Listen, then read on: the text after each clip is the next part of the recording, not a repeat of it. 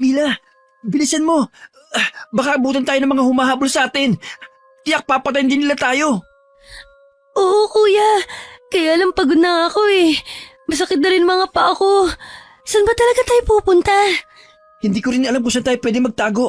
Ang mahalaga, makalayo tayo sa kanila. Oo, kuya. Basta wag mo akong iiwan, ha? Basta lakasan mo lang ang loob mo.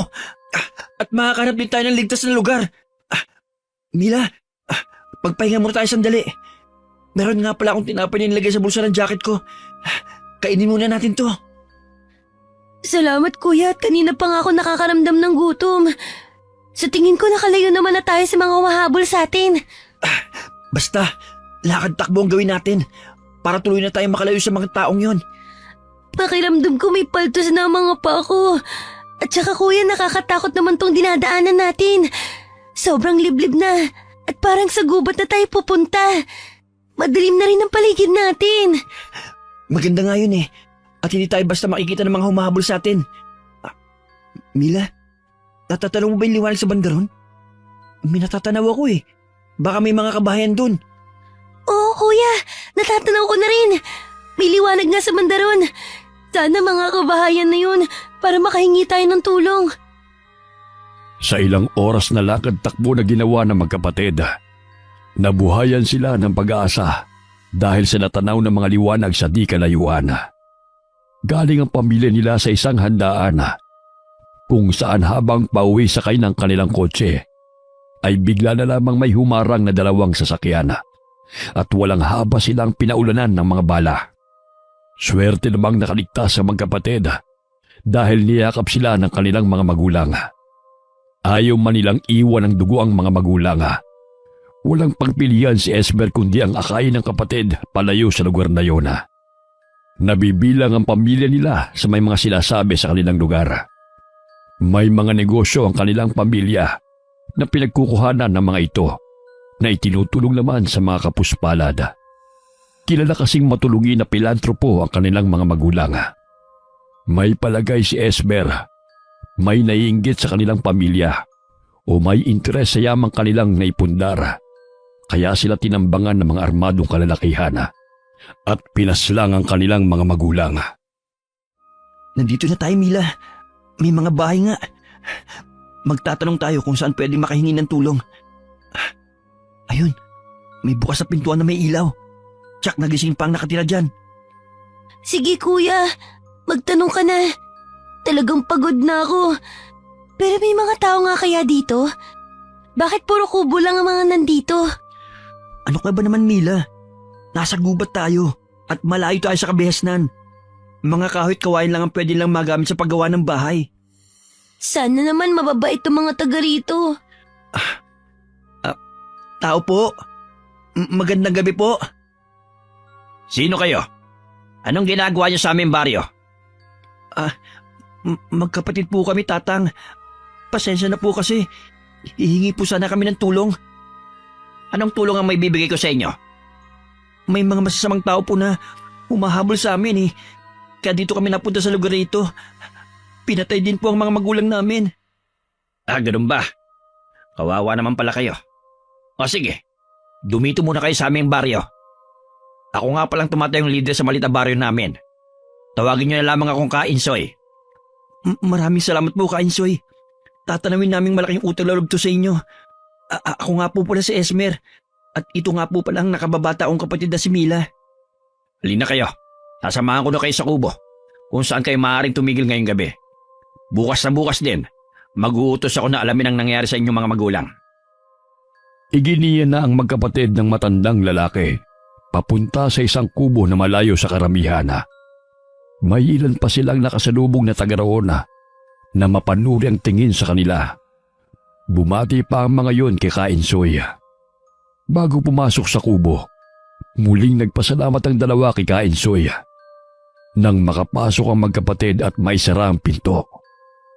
Tsaka unti-unting sumilay ang imbing ngiti sa labi ng matandang lalaki. May kakaibang kislap din sa kanyang mga mata habang nakatingin sa dahon ng pinto. Hindi kaagad nagtuloy sa kubo si Kainsoy. Pinuntahan sa kanya pinulong ang kanyang mga kababaryo sa pagdating ng magkapatid. Mga kasama, kinakatigan pa rin tayo ng ating Panginoon. Ngayong gabi ipinadala niya ang magkapatid upang maging alay sa darating na kapiyastahan sa pagbilog ng buwan.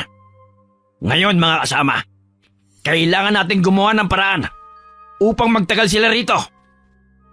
Pagkatapos magsalita ni Kainsoy, nagsigawan ang kanyang mga kababaryo. Kitang-kita sa kanila ang pananabik sa paparating na kapiyastahan.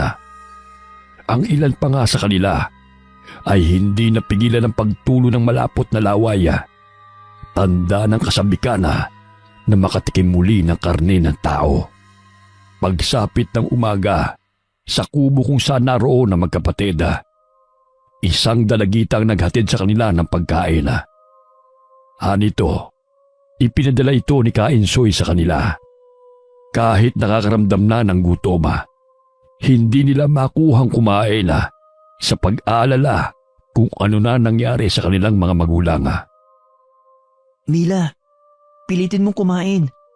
Kailangan natin ng lakas. Paano ako makakakain? Naalala ko mga magulang natin. Ang duguan nilang katawan. Naiintindihan naman kita eh. Pareho lang tayo ng nararamdaman. Ang importante, may tutulong na sa atin. Kuya, talaga bang matutulungan tayo ni Kainsoy na malaman ko anong nangyari sa mga magulang natin? Oo naman. Mukha namang mabait si Kainsoy at ang mga kababaryo niya. Kasi kuya, ibang pakiramdam ko sa lugar na to. Basta, ang hirap ipaliwanag eh. Hindi kaya dahil sa nangyari sa atin kaya ganyan ang pakiramdam mo. Matinding trauma ang pinagdaanan mo. Hindi kuya, iba talaga ang pakiramdam ko sa lugar na to. Lalo na nang makasalubong natin kagabi ang mga nakatira rito. Nakaibang titig nila sa atin. Na para bang may naisip pahiwatig. Napatitig na lamang si Esmer sa kapatid. Sumagi rin sa isip niya na baka dala lamang yon ang hirap ng kanilang pinagdaanan. Pero hindi pa rin niya isinantabi ang mga sinabi nito. Kasalukuyang nasa baryo sila sa gitna ng gubat. Hindi rin nila kilala ang mga nakatira doon maliban kay Kainsoy na nagpakilalang lider. May bumundol man na kaba sa kanyang dibdib. Umaasa pa rin siya na nasa tamang lugar sila. Ilang sandali pa, napilit na rin niya ang kapatid na kumain. Naisip niya, pagkatapos nilang mag-almusal, maglilibot siya sa lugar. Gusto lamang niyang makabisado ang baryo. Pumayag naman si Mila na maiwan muna sa kubo habang wala ang kapatid. Sa paglalakad ng binatilyo, ay may mga nakakasalubong siyang taga roon na bumating may ngiti sa mga labi. Ginantihan rin niya ito ng magalang na pagbate. Sa kanyang pagpapatuloy sa paglilibot, namataan siya ni Kainsoy. Tinawag siya nito at inimbita sa kubo nito. Dumating nang inutusan kong bumaba sa bayan upang alamin kung ano nangyari sa mga magulang niyo. Ikinalulungkot ko nangyari sa kanila. Ano pong nakuhang impormasyon ng taong inutusan nyo na alamin ang tungkol sa mga magulang namin? Balita nga sa buong bayan ang nangyari sa pamilya niyo. Napag-alaman ko din sa inutusan ko na may mga tao naghahanap sa inyo. May palagay ako, nanganganib nga ang buhay niyong magkapatid. Tiyak na papatayin din nila kami, kaya hinahanap nila kami. Ano pong gagawin namin? Tulungan niyo po kami. Huwag kang mag-alala. Kung wala kayong ibang mapupuntahan, pwede kayong manatili dito sa aming baryo. Talaga po? Maaari talaga kaming manatili dito sa inyong baryo? Oo naman. Bukas palad namin kayong tatanggapin dito. Ipanatag niyo ang kalooban niyo na ligtas kayo rito. Walang sino man ang mga ngaasang saktan kayo rito. Kahit mabigat pa sa dibdib niya ang silapit ng kanilang mga magulang, kahit papano naging panatag na ang binatilyo dahil natitiyak niya na ligtas sa lugar na yon. Nang makabalik siya sa kubo, nadatnan niyang nakahiga ang kapatid sa sahega na nasasapinan lamang ng manipis na banig. Agad namang bumangon ang dalagita at saka nagtanong sa kapatid sa ginawa nitong paglilibot. Sinabi ni Esmer sa kapatid na may mga tao pa rin naghahanap sa kanila at mas ligtas sila sa baryo na yon kung doon sila mananatili pansamantala. Ano na tayo, kuya? Ngayong wala na tayong magulang. Huwag ka mag-alala. Hindi kita pababayaan ano man ang mangyari. Talaga bang dito na tayo titira? Alam kong hindi ka sanay sa ganitong buhay. Pansamantala lang naman tayo dito eh. Habang meron pa naghahanap sa atin. Hanggang ngayon, hindi pa rin ako makapaniwala na ulila na tayo. Hindi na rin tayo makakabalik sa dati nating buhay. Tahan na, Mila. Nandito pa naman ako eh. Mas kailangan nating maging matapang ngayon. Natatandaan mo ba yung bilin sa atin ng mga magulang natin? Oo, kuya. Kahit mahirap susundin ko kung anong papagawa mo sa akin. Kakausapin ko si Kainsoy kung anong pwede ko maitulong sa kanya. Kapalit ang pagtigil natin dito sa baryo. Sa palagay mo kaya, kuya magkakaroon ako ng bagong kaibigan dito? Oo naman. Tingin ko naman mababait at pala kaibigan ng mga taga rito. Hindi ka mahihirapan magkaroon ulit ng mga bagong kaibigan. Pero mamimiss pa rin natin ang dati nating buhay. Kung magtatagal nga talaga tayo rito. Kailangan ngayon pa lang tanggapin na natin kung ano nangyari. Kailangan harapin natin ang bagong buhay. Tsak naman gagabayin tayo ng mga magulang natin Saan man sila naroon ngayon. Oo, kuya. Basta lagi ka lang nandyan sa tabi ko, lahat kakayanin ko. Muling kinausap ng binatilyo si Kainsoya upang ipabatid kung anong kanyang saloobin sa pagtigil nilang magkapatid sa lugar na yon. Nais ni Esmer na sa pagtigil nila sa baryo. Nais niyang makatulong sa mga taga roon kapalit sa pagkupkup sa kanila ni Kainsoya. Hindi naman napigilan ng matandang lalaki ang pagsilay ng ngiti sa labi. Nangangahulugan lamang kasi yun na panatag na ang kalooban ng binatilyo sa pagtigil sa kanilang baryo. Gaya ng sinabi ko noon, bukas ang baryo na ito sa pagtulong sa mga nangangailangan. Hindi naman ako humihingi ng kapalit. Mula ngayon, ituturing ko na kayong kapamilya. Talaga ho, Kainsoy? Oo, iho. Kaya ipanatag nyo na ang kalooban nyo ng kapatid mo.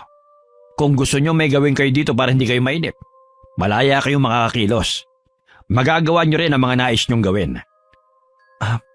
Kainsoy, meron po sana akong kailangan sa inyo. Ano yun, iho? Sabihin mo kung ano pa ang kailangan nyo ng kapatid mo. Nais ko po sana matutunan ng paraan ng pamumuhay nyo rito sa baryo. Yun ba? Simple lang ang pamumuhay namin dito. Madali nyo lamang matututunan sa mga darating na araw. Hindi nyo kailangang magmadali. Salamat po, Kainsoy. Babalikan ko na po ang kapatid ko sa kubo. Sige, iho. Kung may iba ka pang katanungan, puntahan mo lamang ako dito sa kubo ko. Nang makalabas ng kubo si Esmera, tsaka naman lumabas ang isang binatilyo sa isang silid na natatabingan ng bulaklaking kurtina. Hindi nalalayo ang edad nito sa binatilyo. Siya ang nag-iisang apo ni Kainsoya at papalit bilang pinuno ng kanilang tribo. Nang magtama ang mga mata nila ng kanyang lolo, gumuhit pareho sa kanilang mga labi ang makahulugang ngiti. Masaya namang naglakad pabalik ng kubo si Esmera. Pagdating niya, nadatnan niyang may mga pagkain na nakalapag sa sahig na yari sa kawayan. Bakas na rin sa mukha ni Mila ang pagkainip sa paghihintay sa kanya. Kanina pa kita hinihintay, kuya. Tingnan mo, may nagdala na ulit sa atin ng pagkain. Ang dami naman. Parang piyesa sa dami Ganun kaya talaga sila kapag may bisita? Yun na nga, kuya Hindi ka ba nagtataka? Ano ang ibig mong sabihin? Nasa gitna tayo ng kagubatan. Hindi ka ba nagtataka kung saan nila kinukuha ang ganitong kasasarap na pagkain? Puro karnang inihain nila sa atin. Ano naman ang nakapagtataka doon? Kuya, saan nila kinukuha ang mga to? Malay mo naman may mga alaga silang hayop na siya nilang kinakata at kinakain nila. Huwag ka na nga mag-isip ng kung ano-ano. Kumain na nga lang tayo. Kanina pa ako nagugutom Lalo ako nagutom nung makita ko ang mga to. Tinikman ko na yan kanina. Hindi ko gusto. Nalalansan ako. Mukha naman masarap ah. Di naman malansa eh. Ang sarap nga ng pagkakatimple eh. Basta ayoko. Hindi ko gusto ang lasa. Sige, magugutom ka niya kung hindi ka kakain. Itong saging na saba na lang kakainin ko. Nagtibit balikat na lamang si Esmer. Itinuloy na lamang niya ang pagkain ng karne. Habang ang kapatid niya ay kumakain ng saging na saba. Umakto pa si Esmer na susubuan ng kapirasong karne ang kapatid na ikinainis nito. Tumawa naman ang binatilyo sa reaksyon ng dalagita. Pagsapit ng gabi, hindi agad nakatulog si Esmer. Napakalinsangan kasi ng gabing yun. Naririnig din niya ang alulong ng mga aso sa di kalayuan. Hindi tuloy niya maiwasan na kilabutan sa alulong na naririnig. Palibhasa na sa gitna nga ng kagubatan ng baryo. Hindi maiwasan ang binatilyo na makaramdam ng takot. Pero naisip niya na hindi dapat makahalata ang kapatid na may takot din siyang nararamdaman. Baka kasi panghinaan ito ng loob. Pinilit na lamang ng binatilyo na makatulog. Kinabukasan, tilaok ng mga manok ang nagpagising sa kanila ni Mila. Ilang sandali pa lamang silang nakakabangon nang dumating ang dalagita na laging nagdadala sa kanila ng pagkain. Sa pagkakataong yun, hindi lamang pagkain ang dala nito. May dala rin ito ng mga damit para sa kanila. Nang makaalis ang dalagita, saka lamang nila sinukat ang mga damit. Salamat naman binigyan nila tayo ng mga pamalit na damit. Kahapon pa ako nangangati eh. Sinabi ko naman sa'yo eh. Mababait ang mga taga rito. Naniniwala naman ako na mabait sila. Sana naman alisin mo na yung mga pagdududa mo sa kanila. Napaka-ingrato naman natin na pagkatapos nila tayong tulungan eh. Pag-iisipan pa natin sila ng masama. Oo kuya. Pasensya na sinasal ko ah. Mukhang masarap na naman ang almusal natin ah. Kung laging ganitong pinapakain nila sa atin, malamang tumaba tayo dito. Hindi ko pa rin gustong kumain ng putahin ng karne. Yung saging na lang ulit sa akin. Sige, kung bahala. Ang mahalaga eh, malamnan ang tiyan mo. Pagkatapos ng kanilang almusal, lumabas ang magkapatid ng kubo para magtanong kung saan sila maaaring maligo. Itinuro naman ng isang residente roon ang ilog sa di kalayuan. Doon sila naligo at ilang oras ding nagtampisaw sa malamig na tubig. Nagtatawanan pa ang mga ito habang pauwi sa kanilang kubo. Sa di kalayuan, magkatabing nakatayo sina Kainsoy at apo nitong si Densyo. Sinusundan nila ng tingin ang papalayong magkapatid. Patuloy na lumipas ang mga araw. Nakasanayan na rin ang magkapatid ang klase ng pamumuhay sa baryo. Isa ang pangangaso sa nakaugalian ng gawin ng mga kalalakihan at paglilila naman ng banig ang ginagawa ng mga kababaihan. Nang araw na yun, kapansin-pansin ang kakaibang saya ng mga residente sa lugar. Abala ang mga ito sa kung anong pinaghahandaan. Nagsasabi kasi sila ng mga palamuti sa bawat bahay. Tila mayroon silang pinaghahanda na malaking selebrasyon. Bukas na kasi ang gabi ng piyesta dito sa baryo namin. Kaya ang lahat ay masaya na naghahanda. Kung ganun po eh, maraming magkakate ng mga alaga nilang hayop. Mali ka, iho. Hindi kami magkakate ng mga alaga naming hayop. Eh, ano pong ihahanda niyo bukas? Espesyal ang ihahanda namin bukas para sa gaganaping piging. Inaasahan namin na makikisaya kayo sa amin bukas ng gabi. Asahan niyo po kami. Ito rin po ang unang beses na dadalo kami sa isang piyesta. Tiyak po na masaya yun.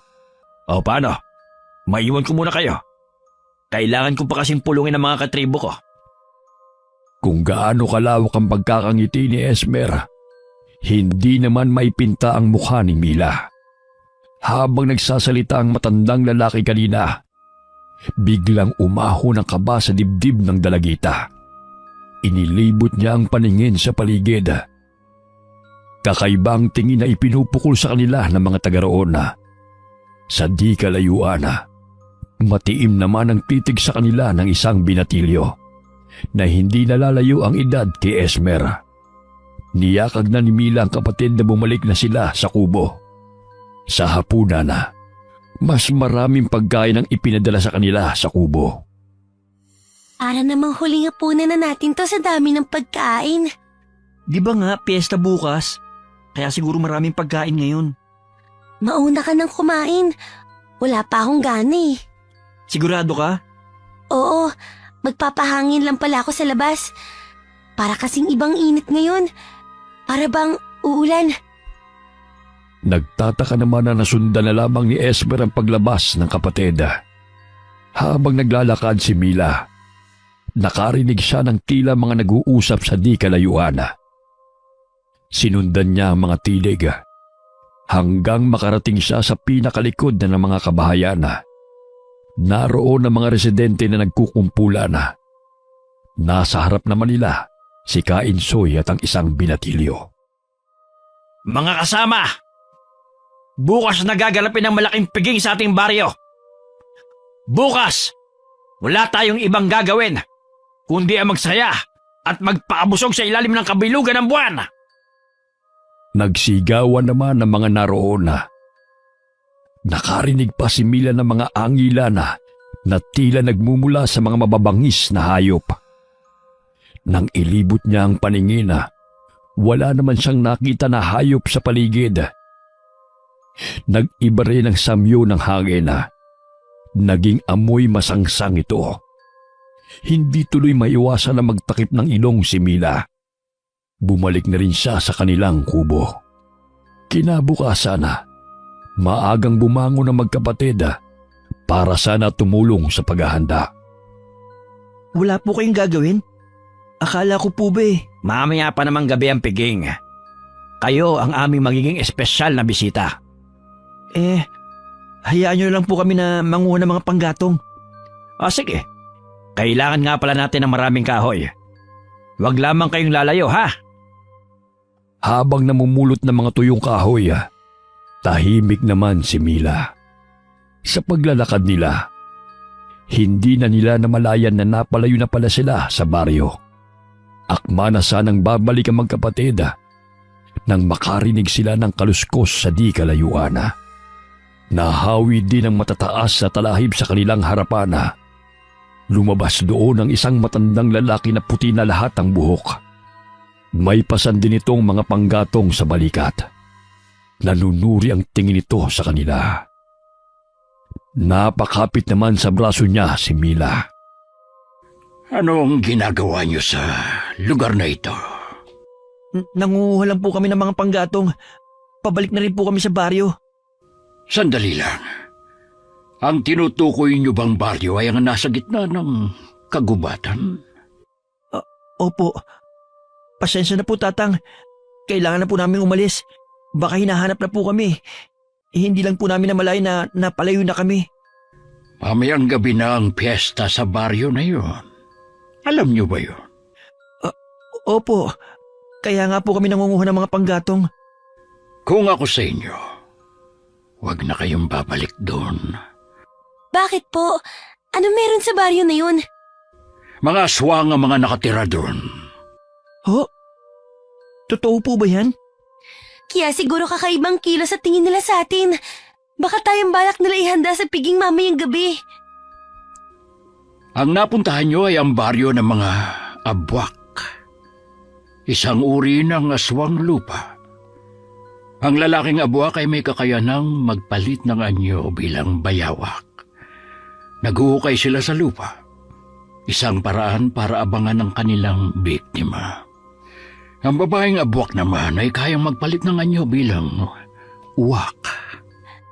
Anong gagawin natin, kuya? Huwag ka matakot. Nandito lang ako para protektahan ka. Hindi ko alam kung paano kayo napadpad sa baryo ng mga abwak. Pero mapanganib kung babalik pa kayo doon. Paano po namin natitiyak na nagsasabi po kayo ng totoo, Tatang? Nasa inyo yun kung maniniwala kayo. Mahirap pong basta lang kami maniwala sa inyo. Si Kainsoy po ang tumulong sa amin magkapatid. Kinup ko po nila kami. Kung sakali mang magbago ang inyong isip, taluntunin niyo lang ang daan na ito. Hihintayin ko kayo sa may sangang daan bago lumubog ang araw. Nang makabalik sila sa baryo, hindi nagpahalata ang magkapatid sa mga residente na may nalalaman na sila. Sa loob ng kubo nag-usap ang magkapatid kung ano ang dapat nilang gawin sa mga oras na yun. Nagdadalawang isip si Esmer kung maniniwala siya sa matandang lalaki sa gubat.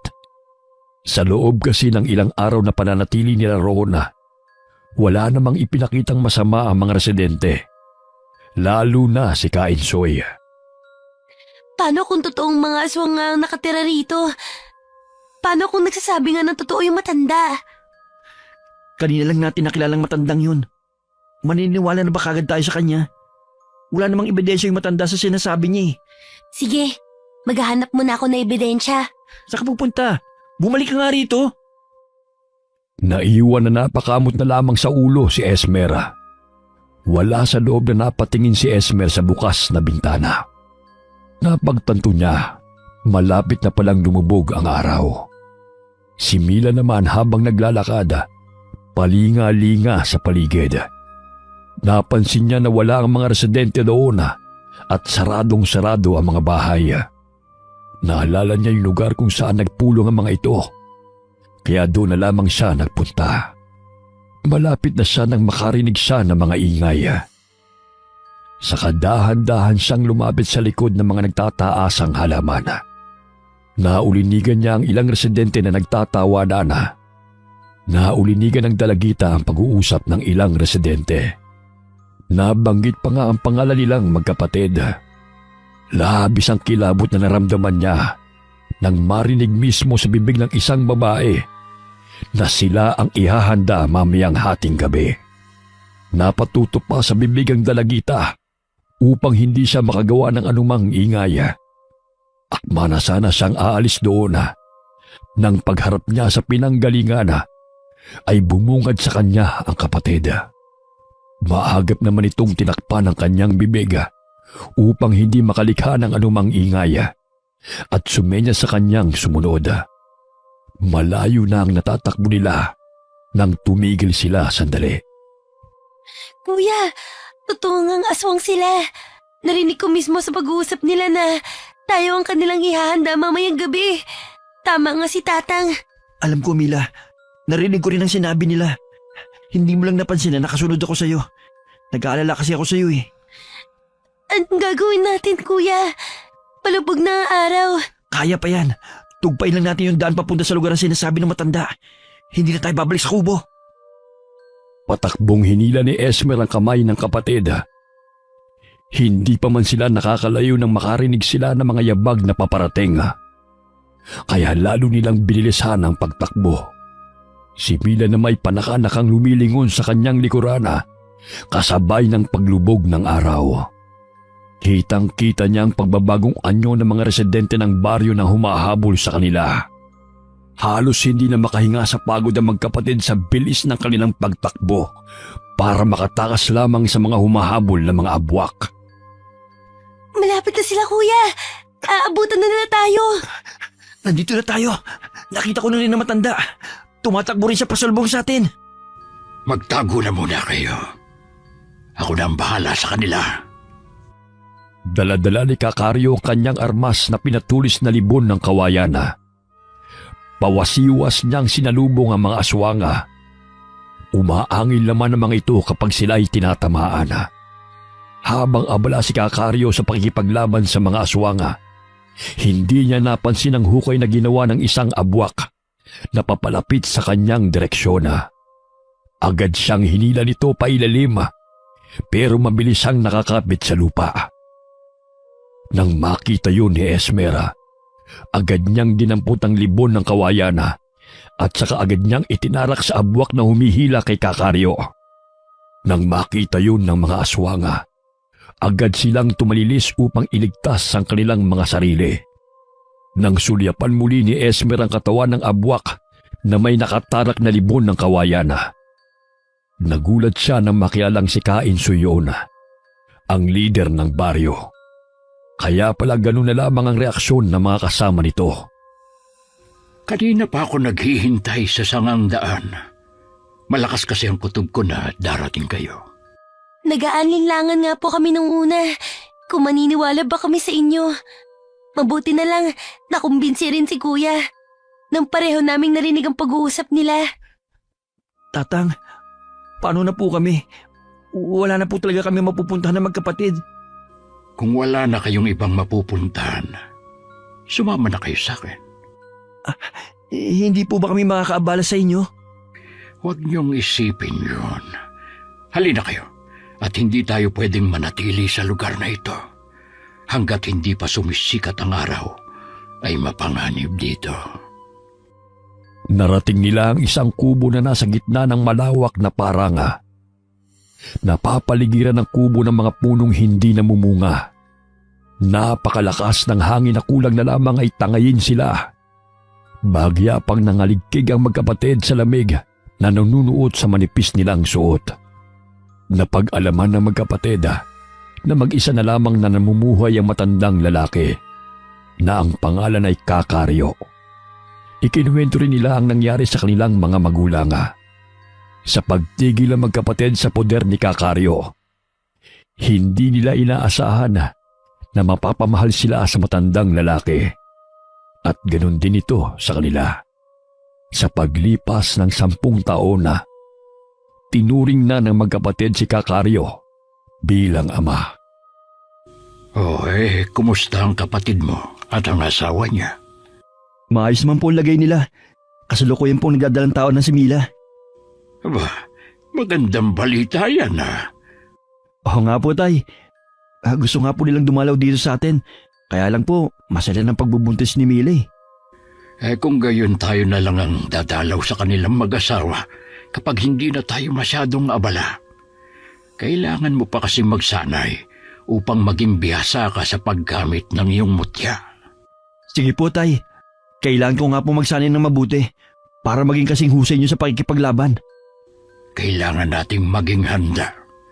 Kung sakali mang dumating ang araw na makatunggali nating muli ang mga abwak.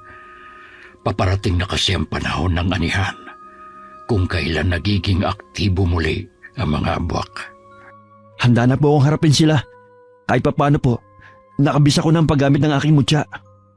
Hindi pa sapat yan. Kailangan ninyong maging isa ng iyong mutya upang makuha ang tunay na kapangyarihan nito. Sige po, ipagpapatuloy ko po ang aking pagsasanay. Minsan magkasama sila ni Kakaryo habang nangangahoy sa gubat.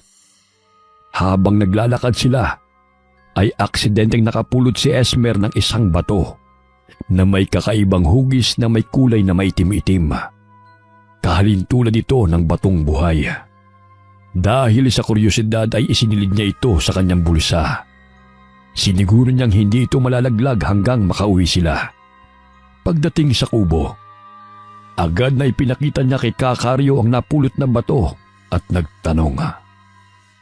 Tay, may napulot po akong kakaibang hugis ng bato sa gubat. Anong klaseng bato po kaya ito? Patingin nga ako, anak, at susuriin ko kung anong klaseng bato yan. Ito po, para po siyang may sariling buhay. Akin na at susuriin ko kung hindi ako nagkakamali. Ito ay isang mutya na nanggagaling sa isang damo na kung tawagin ay makahiya. Talaga po, Tay? Paano po kaya ito gamitin? Gaano po kaya kabisa ang taglay nitong kapangyarihan? Teka, anak, kukunin ko muna ang aking libreta. Sa tagal ng panahon hindi ko nakabisado ang kapangyarihan ng bawat mutya. Napakaswerte ko po pala, Tay. Sa dinami-dami ng tao, hindi ko akalaing ako pa nakapulot sa mutya ng makahiya. Alam mo, anak, hindi lahat ng tao ay pwede magkaroon ng mutya. Pinipili lang nito kung sino ang karapat-dapat. Ibig po bang sabihin ako ang karapat-dapat na magtanga nito? Hindi ko pa masasagot ang tanong mong yan, iyo. Hanggat hindi lumalabas ang kapangyarihan ng mutya. Hindi natin matitiyak kung ikaw nga ang pinili nito. Sige, Tay. Sabihin niyo na po ang kapangyarihan ng mutya nito. Ayon dito sa libreta, mabisang proteksyon ng mutya ng makahiya sa masasamang elemento tulad ng lamang lupa, duwending itim at mga aswang. Nagtataglay din ito ng pampaswerte sa taong may tangan nito. Balutin mo ito sa kapirasong telang pula at gawin mong kwintas. Huwag mo itong aalisin sa iyong katawan. Ito ang magiging proteksyon mo. Tatandaan ko po ang lahat ng tinura nyo. Bumalik sa kasalukuyan ng isip ni Esmera. Pinutol niya na ang pagbabalik tanawa kung paano niya nakuha ang kanyang mutya. Tinitigan niya ito na ginawa niyang kwintas. Mula nang maging isa sila nito, kakaibang lakas na ang kanyang naramdaman na. Batid niya, handa na siya sa paparating na laban. Isang gabi nga, nagising siya sa malakas na sigawan ng mga tao sa di kalayuan. Napatayo siya, sabay haplos sa kanyang mutya. Naramdaman kasi niya na may paparating na panganib sa kanilang baryo, kaya nagkakagulo ang mga tao. Agad siyang lumabas ng kanilang kubo at saka tinungo ang pinagmumulan ng komosyon. Pagdating doon ay nakita niyang nagtatakbuhan ng mga tao. Nakita niya ang pagsalakay ng mga abwak sa mga residente. Nakita rin niya ang isang bata na nahulog sa hukay. Bago maging biktima ng abwak, agad niya itong tinulungan at pinagtago. Hinarap niya ang mga ito. Hindi niya napansin na kasunod pala niya si Kakaryo na nakikipaglaban na rin. Ang ilan ay napatay niya. Hindi siya nagpadaig sa mga ito. Tumalilis namang palayo ang mga abwak nang makita nilang may namatay sa kanilang kasama. Ayos ka lang ba, anak? Hindi ka ba nahirapan sa pakikipaglaban sa kanila? Hindi po, Tay. Kayo po, ayos lang po ba kayo? Oo, nag-uumpisa na silang sumalakay, kaya dapat lagi tayong handa sa anumang pwedeng mangyari. Bigyan natin ng babala ang ating mga kababaryo. Sige po, Tay. Halina kayo. Atin silang pulungin upang malaman nilang dapat nilang gawin kung sakaling sumalakay muli ang mga abwak. Nakakapagtaka na napaaga ang kanilang pagsalakay. Hindi pa naman panahon ng anihan. Ano po kayang dahilan kung bakit sila sumalakay ngayon? May naaamoy akong kakaiba sa simoy ng hangin. Isa ito sa mga palatandaan na may malaking sakunang parating sa baryo natin. Kung ganun, Tay, kailangan natin maging handa kung sakaling sumalakay muli ang mga kalaban. Pinatigim lang nila sa atin ang kanilang bagsik. Bumalik na ang mag-ama sa kubo. Makalipas ng ilang sandali ng pamamahinga, ay ipinasya na nilang ituloy ang tulog. Kinabukasan, maaga pa lamang ay naghanda na sila upang gawin ang mga trabahong naiwan ng mga nakaraang araw. Dala na rin nila ang kanilang pagkain para sa pananghalian. Noong hapon naman, matapos nilang kumain ay nag-usap uli ang mag-ama. Nagpasya si Kakaryo na hindi muna sila mangunguha ng mga kawayan sa susunod na mga araw. Tay, ano pong gagawin natin ngayong araw? Kailangan makausap na natin ang ating mga kababaryo. Papaghandain natin sila. Ilang linggo na lang ay mag-aanihan na. Kaya nakasisiguro kung sasalakay na naman ng mga abwak. Sa tingin ko nga po, Tay, kakailanganin natin ang tulong ng ating mga kababaryo. Naisip ko nga rin. Dahil ang mga abwak buong puwersa kung sila'y sumalakay. Ganon sila nagkakaisa. Kung ganun, Tay, kailangan din nilang manguha ng kawayan at lagyan ng tulis para may armas din sila sa oras na sumalakay ang mga abwak. Ngunit nang matapos ang pagpupulong, ay wala ni isa man sa kanilang mga kababaryo ang naglakas loob na magtaas ng kamay para sabihing sasama sila sa pakikipaglaban. Kahit napansin ni Kakaryo na may takot ang mga kababaryo, ay sinabihan niyang huwag matakot dahil sila ni Esmera mangunguna sa pakikipaglaban. Napansin din yun ni Esmera, kaya minabuti niyang turuan ng mga ito kung paano gagamitin ang kanilang mga armas.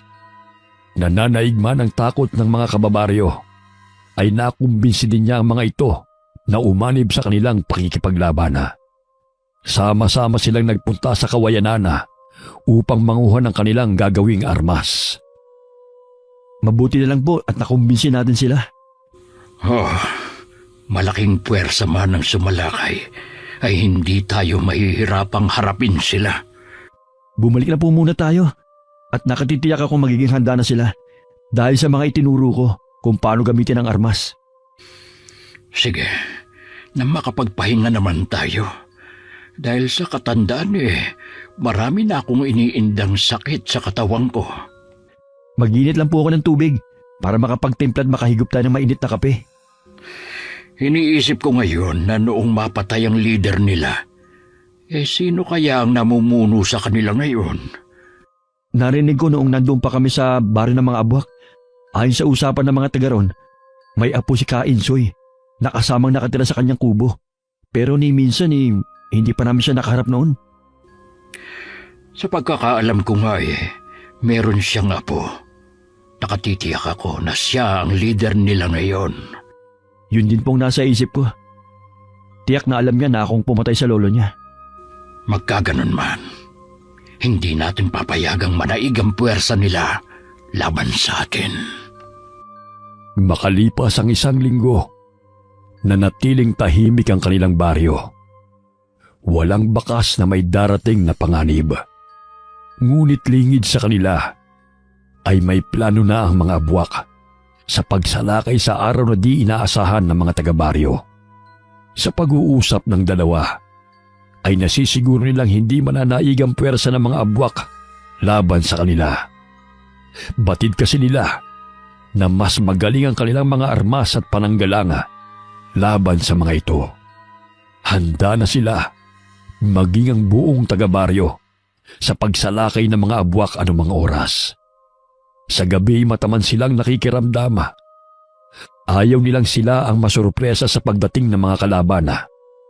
Isang hapon habang nagsasalansan si Esmer ng kahoy sa kalanana, isang bisita ang hindi inaasahan itong darating. Nagulat na lamang siya nang makarinig ng boses babae na tumatawag mula sa labas. Kuya, si Mila to. Oh, anong ginagawa mo rito? Namiss na kasi kita, kuya Kaya naisipan kong dalawin ka. Inaasahan ko kasi ikaw ang dadalaw sa amin ng asawa ko. Pero nakalipas ng ilang buwan, hindi ka man lang dumalaw. Alam ba ng asawa mo ang pagpunta mo rito? Oo, nagpaalam ako sa kanya. Gusto nga sana niyang sumama. Kaso meron siyang naiwang trabaho Pero susunod daw siya dito sa akin. Mga ilang araw ba ang plano mo na manatili dito? Gusto ko sanang dumito muna pansamantala. Madalas kasi, ako lang mag-isa sa bahay Pwede naman kaso ang inaalala ko ikaw Buntis ka pa naman. Nasaan nga pala si Itay? Pauwi na siguro yun.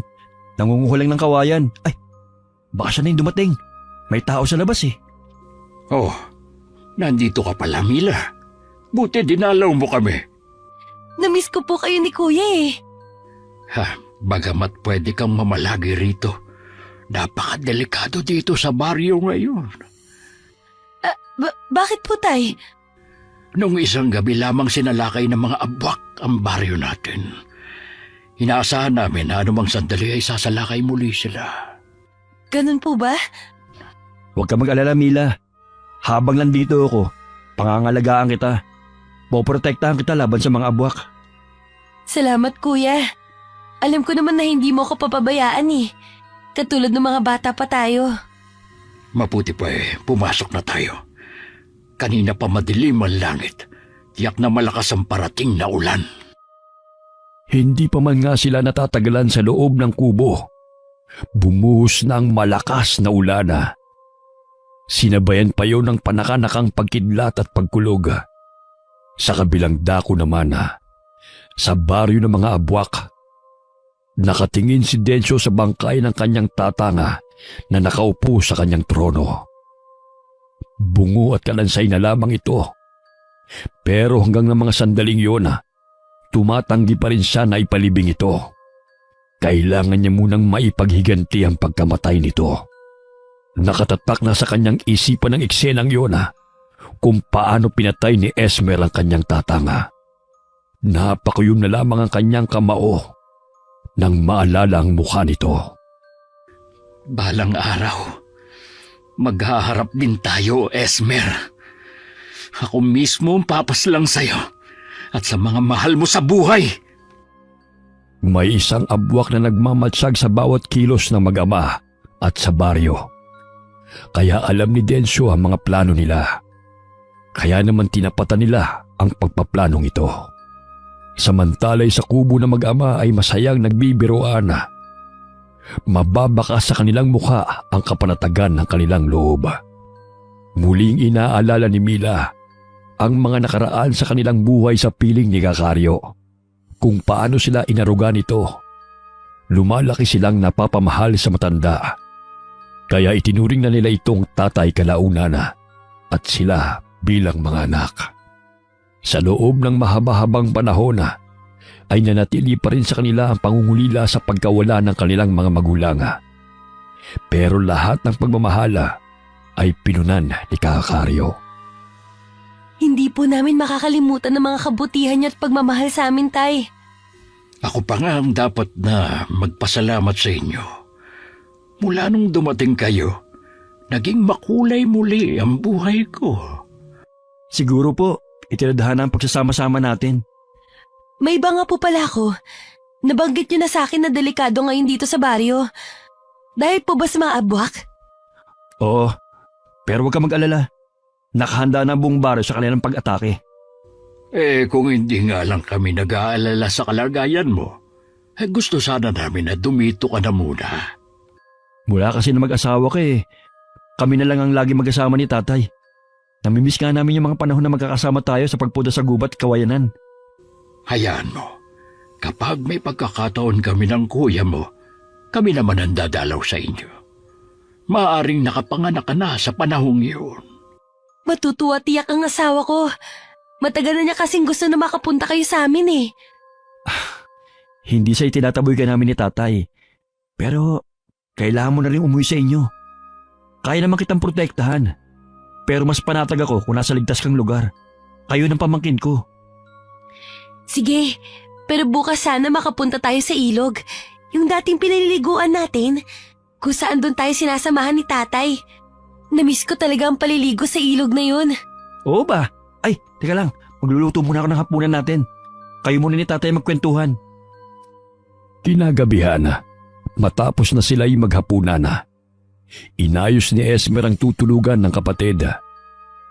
Sinigurado niyang magiging komportable ito sa kanyang higaan, lalo't nagdadalang tao ito.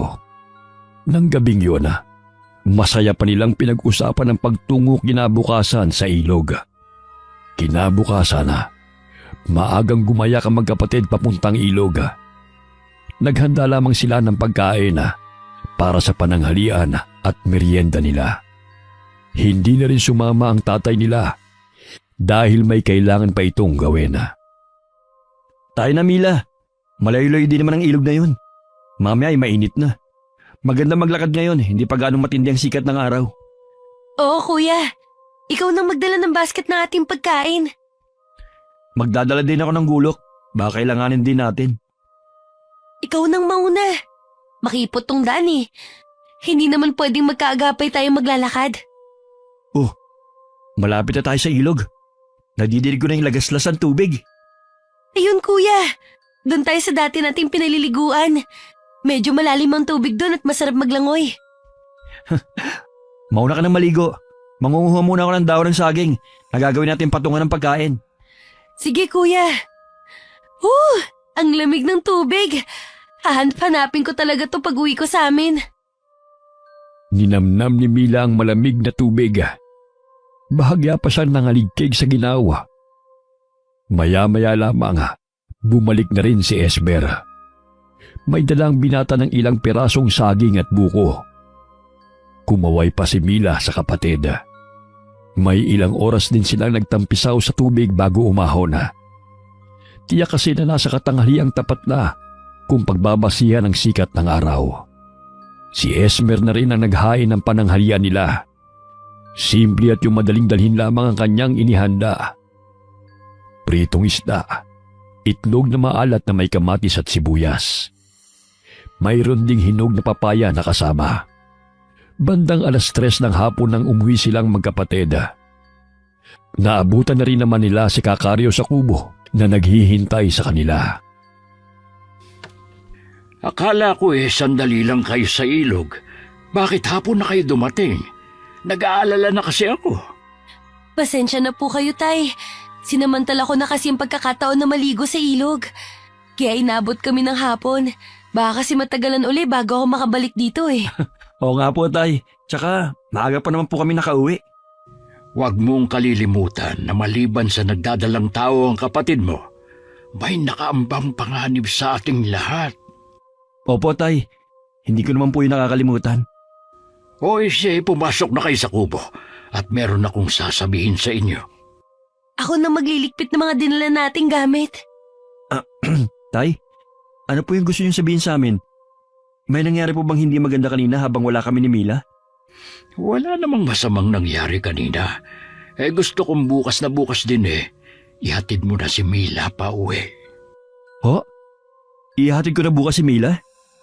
Oh, nakita ko kasing may uwak na nagmamanman sa atin. Huwag na nating hintayin mapahamak si Mila dito at yung magiging anak niya. Opo, ihatid ko na siya bukas. Pagsapit ng umaga, pagkatapos nilang tatlong mag-almusala, ay inihatid na ni Esmer ang kapatid. Nagbilin pa si Kakaryo sa binata na mag-iingat. Habang daana, tahimik lamang silang magkapatid. Kanina pa kasi nararamdaman ni Esmer na tila may sumusunod sa kanila. Binilisan nila ang kanilang paglalakad para makarating na sila sa sakayan. Sakto namang pagdating nila doon ay may nakahimpil ng tricycle na papuntang bayan. Habang sila'y nasa biyahe, masaya pang nagkwentuhan ng magkapatid hanggang makarating sila sa terminal. Hindi na sumama si Esmer sa bahay ng kapatid sa pangambang gagabin siya sa pag-uwi. Nagpaalam na sa isa't isa ang magkapatid. Sumakay na uling pabalik si Esmer. Alam niyo ba, Tay? Kaninang inihatid ko si Mila. Nung dumadaan kami sa lugar na madawag, naramdaman ko na may sumusunod sa amin. Kaya nga maaga pa'y sinabihan na kitang ihatid mo na siya. Iba kasi ang kutob ko. Pinili ko nga po hindi na sumama sa kanilang bahay. Sa pag-aalala na naabutin ako ng gabi sa daan. Maigi at nakauwi ka agad. Mamayang gabi ay kailangan magpatrolya na tayo. May nakausap na ako mga kalalakihan sa baryo na gustong sumama sa atin. Sige, Tay. Mahirap nang masurpresa tayo ng mga abwak. Opo nga, Tay. Malakas din ang kutob kong may balak na silang umatake. Anumang sandali mula ngayon. Makalipas ang ilang araw, ay normal lang namumuhay ang mga taga-baryo. Wala naman silang napapansing senyales na may panganib na darating. Isang araw na nangunguha ng kawayan si Esmer, ay nakarinig siya ng mga kaluskos sa di kalayuan. Paglingon niya ay may isang lalaking nakatayo sa di kalayuan. Hindi siya nakatitiyak kung kanina pa ito nagmamasid sa kanyang ginagawa. Nang humakbang ang lalaki palapit sa kanya, huminto muna si Esmer sa kanyang ginagawa. Pasensya ka na, kaibigan, kung naabala kita sa ginagawa mo. Sino ka? Alam kong hindi ka taga rito. Hindi nga ako taga rito. Sa kabilang bundok na yun kami nakatira ng pamilya ko. Anong ginagawa mo rito? Naghahanap kasi ako ng punong kawayan, kaya ako napadpad dito. Anong gagawin mo sa mga kawayan? Ayusin ko ang aming bahay. May mga parte na kasing dapat palitan. Sige, tutulungan na kitang hakutin ang kawayang makukuha mo. Hindi ba nakakaabala sa'yo? Hindi naman. Kung ikaw lang mag-isa, baka dalawang hakot mo to. Kaya tutulungan na kita. Tayo na, para makita mo rin kung nasaan ang bahay ko. May isang oras din ang inabot ng kanilang paglalakad. Habang pasa nila ang mga kawayan, ay doon lamang nila naalala na magpakilala sa isa't isa. Nang makarating sila sa lugar kung saan nakatayo ang kubo ni Densyo, ay nadatnan nila ang mag-ina na naghihintay sa pagdating nito. Hindi na rin siya nagtagal doon. Napansin niyang papalubog na ang araw, kaya't nagpaalam na rin siya. Habang naglalakad si Esmer pauwi, ay napaisip ito kung bakit nag-iisa lang ang bahay ni Densyo na malayo sa baryo. Ipinagkibit balikat na lamang niya ang bagay na yon. Nararamdaman naman niya na hindi yun ang huli nilang pagkikita. Pagdating sa kanila, inilihim muna niya yon sa kanyang ama. May palagay siya na hindi yun ang tamang panahon para banggitin niya ang bagong kakilala. Kinabukasan, pagpunta nila sa kawayanan, ay kasama na niya ang kanyang ama na si Kakaryo. Napansin ng matandang lalaki ang palinga-linga niya na tila may hinahanap. Ano ba ang hinahanap mo? Wala po. Kilala kita, Esmer. Alam kong may tinatago ka sa akin. Kasi po tay, may nakilala po ako kahapon dito na isang lalaki. Diyan po sa bundok na yan sila nakatira. Tinanong mo ba sila kung saan sila galing? Wala na po akong oras na magtanong pa. Malapit na rin po kasing dumilim nun. May palagay naman po ako na magkikita pa kami uli. Sa susunod po alamin ko na. Mag-iingat ka sa bagong kakilala. Huwag mong ibigay ang buong tiwala mo. Opo tay, nag-iingat naman po ako. O siya, bilisan na natin ang pangunguha ng kawayan. At kailangan ko rin itong madala sa bayan mamayang hapon. Naging abala ang mag-ama sa pagkuha ng kawayan. Lingid sa kanila ay may 2 pares na mga mata na lihim na nagmamasid sa kanila. Ramdam naman yun ni Esmer, kaya hindi yun kaila sa kanya. Nang lumingon siya sa kanyang ama, abala ito sa pagtatali ng mga pinutol na kawayan. Nang matapos nilang ipunin at talian yun, ay umalis na sila pasa ng mga nakuhang kawayan. Pagdating nila sa kubo, agad na kinuha ni Kakaryo ang kanyang kalabaw at ipinahila na papuntang bayan ng mga kawayan. Kinabukasan ay maagang nagising si Esmer. Maaga kaya tang nagising, anak? Opo tay, maaga kasi ako natulog kagabi. Baka napagod ka kahapon. Maayos po bang naging lakad niyo kahapon? Oo, anak. Ayos lang naman. Mangunguha po ba ulit tayo ng kawayan ngayon? Hindi na muna. Mangunguha muna tayo ng kahoy na panggatong. Tila nagbabadya na naman ang ulan. Kakaiba na talaga ang panahon ngayon. Minsan mainit, tapos biglang uulan. Sige po tay, ako na lang po mangangahoy. Dumito na lang po muna kayo. Habang nangunguha ng kahoy na gagamitin sa panggatong, muling nagkita sina Esmer at Densyo. May dalang saging na saba at panggatong ang huli. Ngumiti pa si Densyo nang makita ang binata. Nagkita tayong muli, kaibigan. Sa nakikita ko nakapanguha ka na ng panggatong. Bakit dito ka nangangahoy? Masyado na itong malayo sa tinitirhan nyo. Sinadya ko talaga na dito mangahoy. Nagbabaka sakali kasi ako na magkita tayo. Bakit hindi lang kayo lumipat ng pamilya mo dito sa lugar namin? Nakatitiyak namang mainit kayong tatanggapin ng mga kababaryo ko. Naku, hindi pwede. Kasi may mga tanim at alaga akong mga hayop na hindi pwedeng iwanan doon. Ganun ba? Pero kung sakali na magbago isip mo, magsabi ka lang. Wala ka bang kasama sa kubo mo? Bakit mag-isa kang nangangahoy? Meron, ang tatay ko. Hindi ko na lang siya pinasama dahil kaya ko namang gawing mag-isang pangangahoy. Pagkatapos ba nito uuwi ka na sa inyo? Hindi pa. Mangunguha pa ako ng saging para may makain kami ng tatay ko. Malakas pa ba ang tatay mo? Oo naman, kaya pa nga niya magpasa ng kawayan Paano? Mauna na ako sa'yo Magkita na lang tayo uli, kaibigan. Tinanguan na lamang ni Esmer ang lalaki. Sinundan pa niya ng tingin ng papalayong lalaki. May bahagi sa kanya ang may konting pagdududa rito. Pero sa tingin naman niya, hindi ito masamang tao. Nasundan pa uli ang kanilang pagkikita nang manguha ulit siya ng kawayan para gawing sibat. Tuwing pupunta sa kubo ng lalaki si Esmer, hindi nakikisalamuha ang mag-ina sa kanya. Pakiwari niya ay talagang mailap lamang sa ibang tao ang mga ito. Hindi rin nagtatagal si Esmer sa kubo ni Densyo dahil may kalayuan din. Habang siya'y naglalakad, naramdaman ng binata na parang may nakasunod sa kanya. Pero nang lumingon naman siya, ay wala siyang nakita o napansing tao. Nagpatuloy siya sa paglalakad hanggang sa makauwi na siya sa kubo. Dinatnan nitong nagsisibak ng kahoy ang tatay niya. Anak, saan ka ba nanggaling? Hindi ka man lang nagsabi kung saan ka pupunta. Nag-aalala ako sa iyo kasi kanina pa kita hinihintay. Hindi na ako nakapagpaalam sa iyo, Tay, kasi doon lang naman ako nagpunta sa ilog eh. Baka kako kasi kung saan ka nagpunta. Napakadelikado pa naman ang laging nag-iisa kapag lumalayo ka ng kubo. Huwag po kayo mag-alala sa akin. Kaya ko namang ipagtanggol ang sarili ko eh, kung sakali may magtangkang manakit sa akin. Kahit kaya mo ng proteksyonan ng iyong sarili, mabuti na rin yung nag-iingat ka.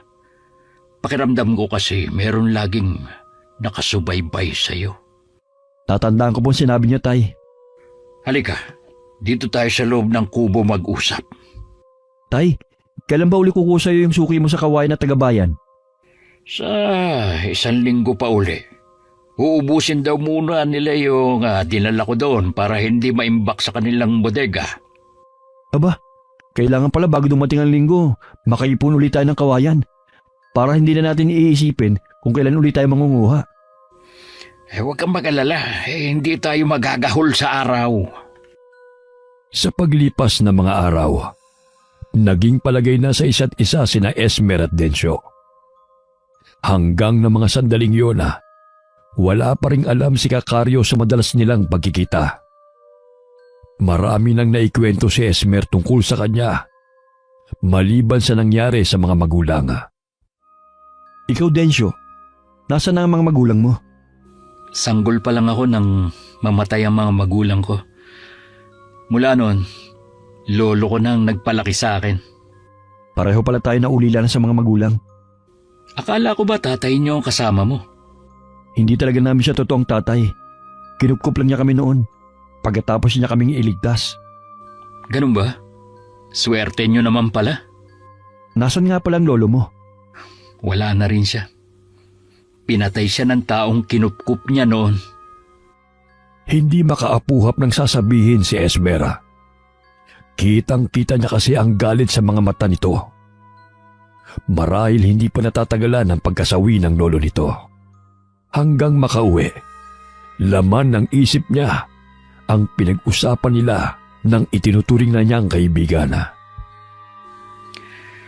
Napapadalas yata ang alis mo. Saan ka ba nagpupunta? Patuloy po ako nagsasanay. Ganun ba? Hindi ba pwedeng dito ka lang sa ating kubo magsanay, anak? Mas maganda po kasi yung tago ako eh. Para nakatuto ako sa pag-iensayo at walang nakakaabala. Kung sa bagay, maganda talaga yung solo at tahimik. Kaya huwag kayo mag-isip tayo kung saan ako nagpupunta kapag wala ako dito. Baka kasi naglilihim ka lang sa akin. Yan ang wag na wag mong gagawin. Tay, napadaan nga pala ako dyan sa bahayan sa baryo. Napansin ko nag-uumpukan sa lilim ng puno ang mga tao ron. Mukhang masigla na ulit ang mga tao sa baryo . Normal na nilang ginagawa yon kapag hindi sila abala sa kanilang mga gawain. Alam mo naman sa baryo, walang ibang libangan ng mga tao kundi magkwentuhan. Napansin ni Esmer na nakakahalata na ang tatay niya sa kanyang parating pag-alis ng walang paalam. Mabuti na lamang nagagawa pa niyang pagtakpan ang pagpunta niya kina Densyo. May kung ano kasing pumipigil sa kanya para sabihin sa ama ang tungkol sa bagong kaibigan. Ayaw niya kasing maputo ng kanilang ugnayan bilang magkaibigan. Kaya umiisip pa siya kung anong dahilan pa ang gagawin niya kapag umalis uli siya. Basta sa susunod na aalis ka at hindi lang din sa baryo ang punta mo, ay magpapaalam ka sa akin. Opo, Tay. Ang akala ko kasi, okay lang sa inyo na basta lang akong maalis ng bahay. Okay lang na umalis ka, pero gusto ko na magpapaalam ka lang. Sige, Tay. May nakilala nga po pala akong isang dalaga. Nakita ko siya sa ilog nang minsan naligo ako doon. Mabuti kung ganon, anak. Nagkakaedad ka na rin naman. Alam kong kailangan mo rin na makakasama sa buhay. Darating din kasi ang araw na mawawala din ako sa piling nyo. Lihim na napangiti si Esmer sa naging pagdadahilan niya sa kanyang tatay. Sinabi lang niyang may nakilala siyang dalaga sa ilog. Naisip lamang niya yun para kung gusto niyang pumunta kina Densyo ay may maganda siyang dahilan. Pero sa totoo lang, hindi sumagi sa isip niya ang maghanap ng babaeng liligawan. Nagpaalam siya sa kanyang tatay. Sinabing pupunta muna siya sa bahay ng nakilalang dalaga. May ngiting sumilay sa mga labi ni Kakario, saka siya pinayagan. Nagbili lamang siya sa binata na huwag magpapagabi ng uwi. Natuwa naman si Esmer dahil nakalusot ang kanyang alibay. Sa katunayan ay kina Densyo siya pupunta. Habang naglalakad si Esmer ay lumilingon siya. Iniisip kasi niyang baka sinusubaybayan na pala siya ng kanyang tatay. Nang nakasigurong hindi siya sinusundan ay mabilis siyang lumakad upang makarating kagad kina Densyo. Halos hingalin siya sa pagmamadali. Nang marating niya ang kubo ng lalaki, nadatnan niyang tila malalim ang iniisip nito. Oh, kaibigan, bakit tila malalim ang iniisip mo? Pasensya na. Buti pumunta ka ngayon. Ang totoo niyan, naiinip na ako. Para kasing may problema ka, kaya ang tahimik mo kanina. Wala akong problema. Naiisip ko lang ang dating lugar kung saan kami galing. Saang lugar ba kayo nagmula? Bakit dito kayo napadpad? Malayo yun dito. Dito lang din ako nakaramdam ng kapanatagan ng kalooban. Kaya dito kami nagtayo ng kubong matitirahan ng mag-ina ko. Ano ba nangyari? Bakit nilisan niyo ang lugar na yon? Samantalang dito, wala kang kapitbahay kahit na isa. Tahimik kaming namumuhay doon. Nang di inaasahang sinalakay kami ng mga abwak. Mapalad lang, hindi kami nakasama sa mga naging biktima. Pareho pala tayo na naging karanasan. Kami man ay naging biktima din ng mga abwak. Nakatakas lang kami nang tulungan kami ng itay namin. Iniisip ko pa rin naman na bumalik doon. Kaya nga lang, hindi pa sa ngayon. May kailangan pa kasi akong gawin Hindi na ako magtatagal at malayo din ang pabalik sa amin. Huwag ka mag-alala, basta nagkaroon ako ng tiyempo, papasyalan uli kita dito para hindi ka mainip. Sige kaibigan, tanda mo na laging bukas ang bahay na ito para sa'yo. Habang binabagtas ni Esmer ang daan pabalik sa kanila, ay nakangiti pa siya. Dahil maganda naman ang kanyang dahilan sa tatay niya kung saan siya nagpunta. Alam ng binata na tatanungin siya ng ama tungkol sa pagpunta niya sa bahay ng dalagang sinasabi niya na nakilala. Doon siya nakakaramdam ng usig ng konsensya dahil sa pagsisinungaling. Nakabuo na ng isasagot ang binata kung sakali na magtatanong nga sa kanya ang ama. Hindi nagtagal, natanaw niya na ang kubo nila. Nakita niya ang ama na nakaupo sa ilalim ng mayabong na puno ng sampalok. Malalaki ang hakbang na lumapit siya rito. Oh, tay, bakit nandiyan kayo? Hapon na. Medyo maalinsangan kasi kanina sa loob ng kubo kaya dito muna ako nakaupo. Doon na po tayo sa loob. Malapit na rin namang gumabi. Oh anak, ano naman ang nangyari sa pagpasyal mo sa dalaga na kinakwento mo? Maayos naman po akong hinarap. Dangan nga po lamang at hindi ako masyado makapagsalita tungkol sa aking pakay. Bakit naman? Binata ka naman at matikas din ang iyong pangangatawan. Tayo naman, ngayon lang ako nakaranas umakit ng ligaw. Siyempre po nahihiya ako. Sa susunod, medyo konting gilas, anak. Baka mapag-iwanan ka ng panahon. Hayaan niyo, tay. Pagbubutihin ko ng panliligaw ko. May dapat lang, anak, para abutin pa akong malakas ng aking magiging apo. Tayo naman, apo na kagad. Tung wala pa nga akong sinasabing mahal ko siya. Mabuti na yung maagap. Kasi dun din naman ang patungo nun. Walang kamalay-malay si Kakario sa pagsisinungaling ng itinuturing ng anak. Malaki kasi ang tiwala nito sa binata. Lingid sa mag-ama, pareho silang napaglalalangan ni Densyo para mahulog sa isang patibong. Samantala, naisipan naman ni Densyo na puntahan ang baryo ng mga abwak para kumustahin. Pero malayo pa lamang, nakaamoy na siya ng hindi maganda. Agad siyang nagkubli para hindi malaman ng mga nasasakupan niya ang kanyang pagdating. Ganun na lamang ang gulat niya nang makita ang kababata na nakaupo sa trono niya habang nagbibigay ng utos sa mga residente ng baryo. Ang ilan na tumutol sa sinasabi ng kababata ay agad na kinitlan ng buhay nito. Napakuyom ang kanyang kamao sa nasaksihan. Mabigat man ay iwan ng mga nasasakupan niya. Wala siyang magawa kundi bumalik sa kanilang kubo sa bundok. Pag-uwi na abutan niya ang ilang abwak na sinasalakay ang kanilang kubo. Pilit namang nanglalaban ng kanyang asawa. Mga traidor! Paano niyo nagawa ito sa akin bilang pinuno niyo? Mga lapastangan! Ngumisi lang sa kanya ang mga dating tagasunod. Kahit hindi pa kalat ang dilema. Dahil mayayabong ang puno at halos hindi na makapasok ang silahis ng araw. Nagmistulang madilim ang lugar na yon. Nagpalit bilang abwak si Densyo. Mabangis na parang hayop sa gubat na sinalakay niya ang kapwa abwak. May isang natirang buhay na alam niyang tapat sa kanyang kababata. Tinanong niya ito bago kitlan ng buhay. Masakit kay Densyo ang patayin ng kapwa abwak. Pero kung hindi niya yun gagawin, kapahamakan na naghihintay sa kanila ng kanyang pamilya.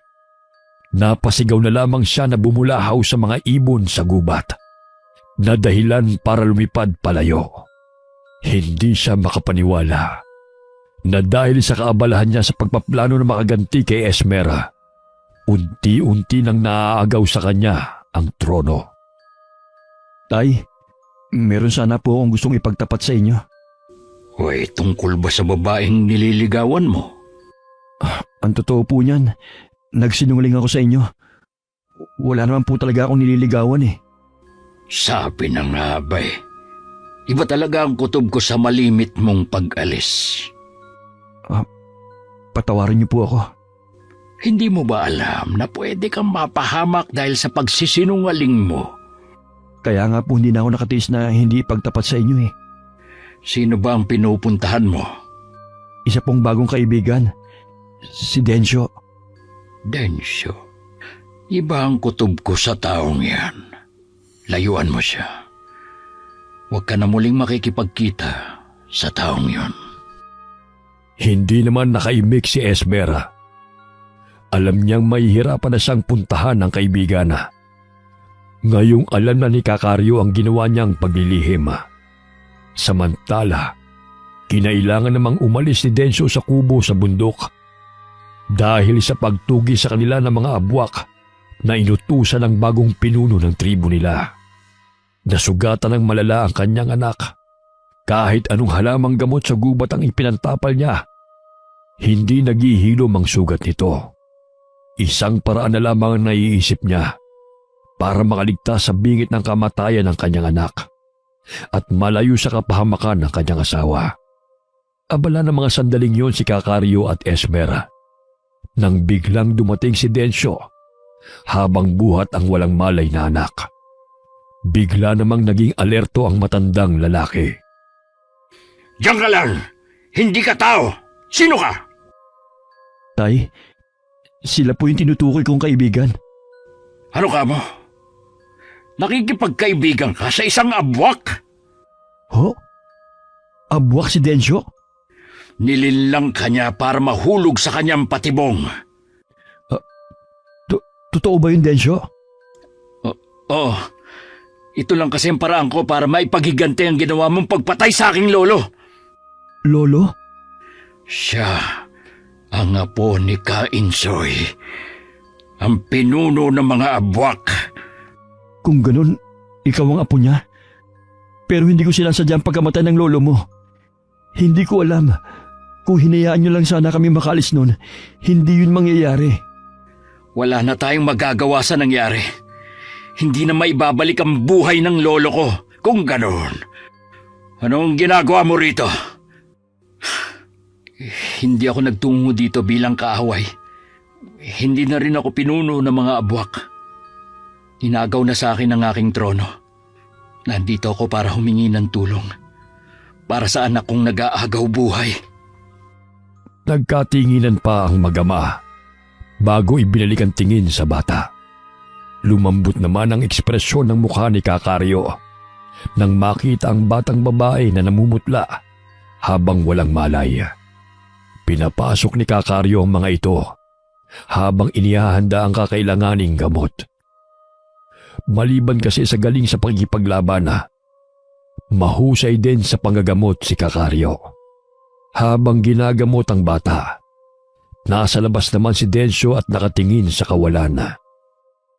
Anong plano mo? Pupunta ako sa baryo namin para bawiin ang trono ko.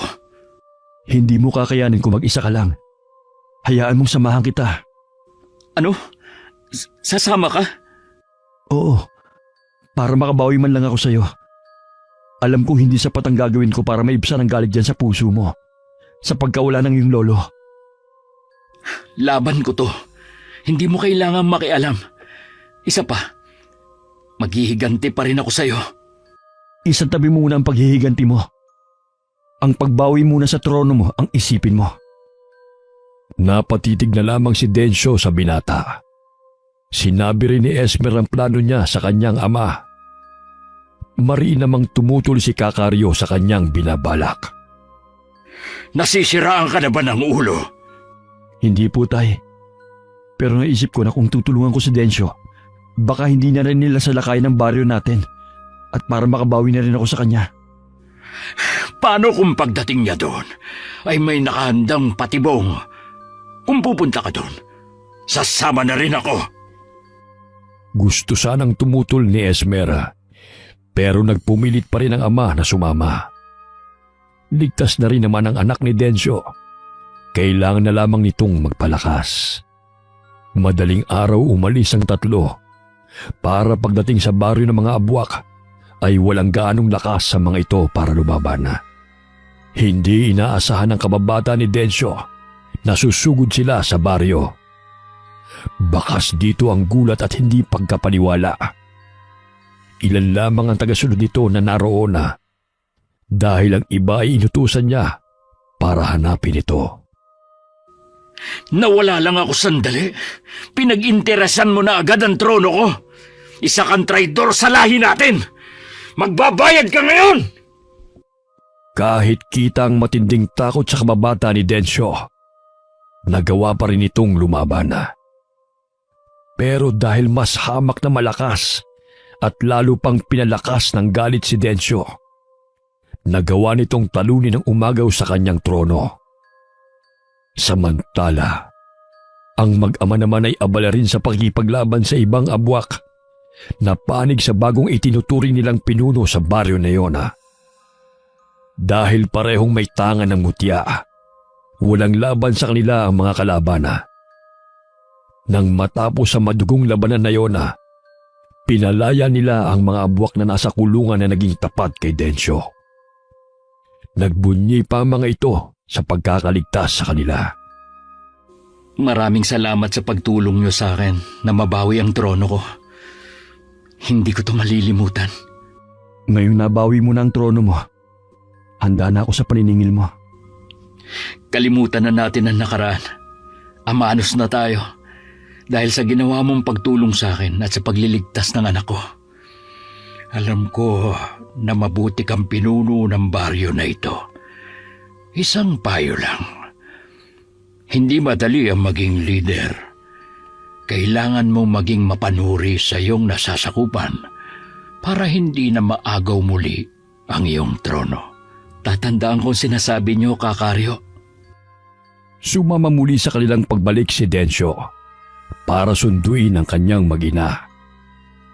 Nangako pa siya na hindi na muling sasalakay ng kanilang baryo. Kahit hindi man magsalita, itinuturing pa rin ng dalawa ang isa't isa bilang magkaibigan.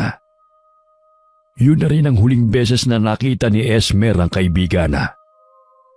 Naging tahimik na muli ang kanilang baryo. Yun na rin ang pagkakataon para madalaw nila ang kapatid na si Mila. Isang linggo na sila sa bahay ng mag-asawa nang sumakit ang tiyan ng kapatid.